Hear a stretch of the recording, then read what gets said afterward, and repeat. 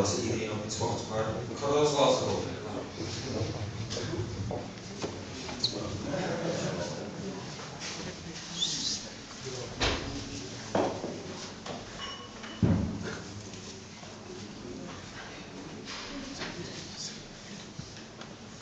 Ik ben saai.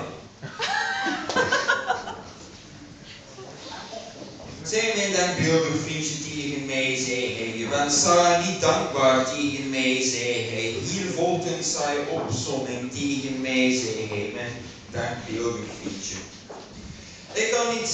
Ik kan niet nadenken, denk ik. Velen vinden mij boeiend door mijn saaiheid.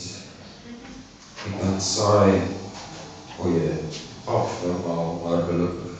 Ik kan me steeds vervelen en steeds hetzelfde. Ik verkeer in tijdloosheid als het verkeer. Ik ben geen radeloos slachtoffer. Ik hoef niks te vertellen, zo ben ik de stoer, de saai. Ik heb geen vooruitgang, alles overkomt me.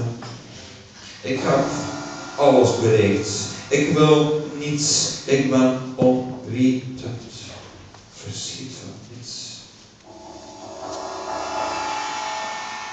Alles heeft me al geprikkeld. Ik kan wachten op echte verveling die op me afkomt. Zoals ik uit mijn slaap enkel wakker word om naar het toilet te gaan. Zoals serieuze poëzie dat vertelt me iets, dat leest men traag, rustig, hernemend, herlezend, opnemend, opborrelend.